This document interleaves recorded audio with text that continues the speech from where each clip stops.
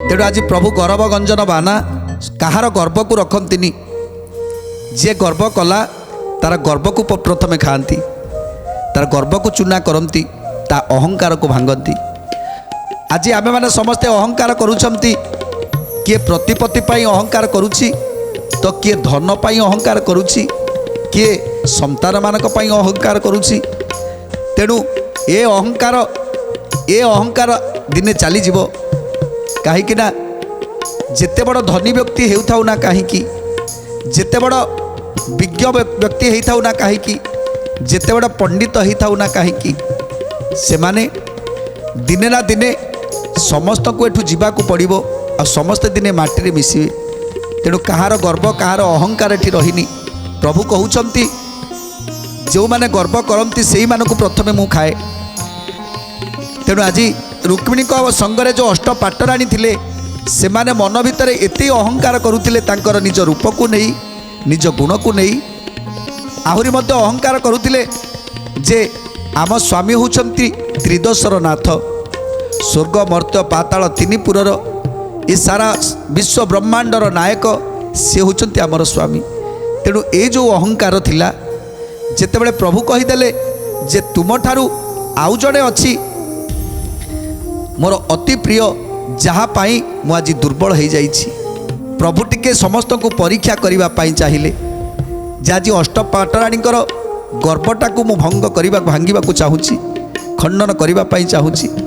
तेणु महाघोर ज्वर रे आज पीड़ित हो गले जेते वैद्य मान को डकागला वैद्य माने जेते संख्यार आसिले केही भी सुधा भल करि पारिलेनी। धीरे धीरे प्रभुंकर देह क्षीण होबाकू लागिला मुहटा विरूप देखागला।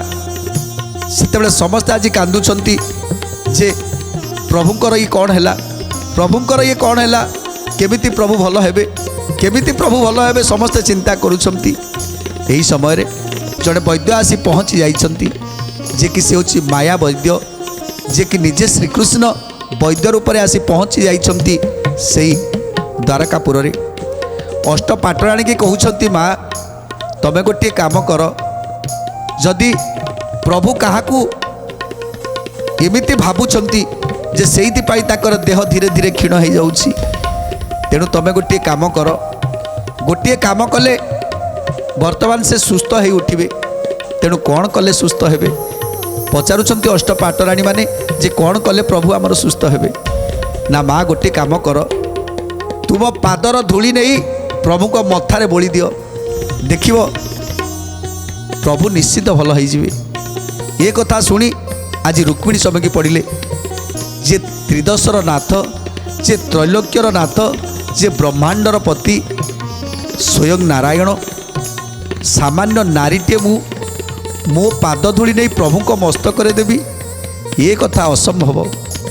रुक्मिणी कहउचंती मु पारिबिनी सत्यभामा कहउचंती मु पारिबिनी जाम्बवती कहउचंती मु पारिबिनी एमिति अष्टपाटराणी माने समस्ते कहउचंती नाई आमे केही भी पारिबुनी। तेणु प्रभु कहउचंती जे प्रभु को कहार गोटे जहाँ से भल पाउछंती जी ताकर अति प्रिय ताकर पाद धूली टिके आनी मुंडरे देदेले ताकर शरीर आरोग्य हो। नारद को स्मरण करिसंती नारद केमिति प्रभु भल हेबे चिंता करी जाई पहुँची जाइछंती गोपपुर रे।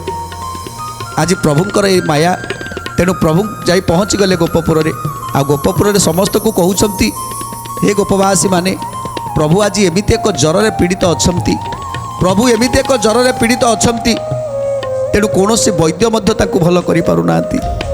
तमे तमे माने जदि गोटे काम करिवो ताहले प्रभु भल होई पारिबे। वैद्य कहिछंती राधांकर पाद धूली किंबा गोपवाळींकर पाद धूली जदि समस्तकर पाद धूली आनी ताको मुंडरे बोली दबो ताहले तांकर शरीर आरोग्य हो जिवो। तेणु ये कथा शुणी आज समस्ते ताटका हो गले जे आम कृष्ण को ज्वर होइछि एते दिन है ज्वर हो गलानी आउ कृष्णकर ज्वर भल होउनी ताकर व्याधि भल होउनी वैद्य माने समस्ते फेरिकी गले। ये कथा शुणी आज समस्ते विचलित हो गले। संगे संगे राधिका आसी पहुँची गले। राधाराणी कहउछंती हे नारद महामुनि मते टिके प्रभु पाखक नहीं चल मोर मो पाखु जहाँ दरकार नहीं जाओ पादर धूली तो ଯେତେ ପାଦର ଧୂଳି ନେବା କଥା ନେଇଯାଅ, ହେଲେ ହେଲେ ମୋ କନେଇ ସୁସ୍ଥ ହେଇଯାଆନ୍ତୁ, ମୋ କନେଇକି ସୁସ୍ଥ କରିଦିଅ। ତେଣୁ ନାରଦ କହୁଛନ୍ତି ମା ପାଦର ଧୂଳି ଦେଇଦିଅ, ତାହେଲେ ଯାଇକି କୃଷ୍ଣଙ୍କର ଦେହ ଭଲ ହେଇଯିବ। ତେଣୁ ରାଧାରାଣୀ ତାଙ୍କ ପାଦର ଧୂଳି ଦେଉଛନ୍ତି। ଯେତେ 16 ସହସ୍ର ଗୋପବାଳୀ ମାନେ ଥିଲେ ସମସ୍ତେ କହୁଛନ୍ତି ନିଅ ମୋ ପାଦ ଧୂଳି ମଧ୍ୟ ନେଇଯାଅ, ମୋ ପାଦ ଧୂଳି ମଧ୍ୟ ନେଇଯାଅ, କୃଷ୍ଣଙ୍କ ମୁଣ୍ଡରେ ବୋଳି ଦିଅ, ତାପରେ ମୋ କୃଷ୍ଣଙ୍କର ଦେହ ଭଲ ହେଇଯିବ। ତେଣୁ ଯେତେବେଳେ ଏ କଥା ଶୁଣିଲେ, ତେଣୁ ସମସ୍ତଙ୍କୁ କହୁଛନ୍ତି ଠିକ୍ ଅଛି ମୁଁ ପ୍ରଭୁଙ୍କୁ ଯାଇ କହୁଛି। ତେଣୁ ପାଦ ଧୂଳି ନେଇ ଯାଇ ପହଞ୍ଚିଗଲେ ନାରଦ ମହାମୁନି।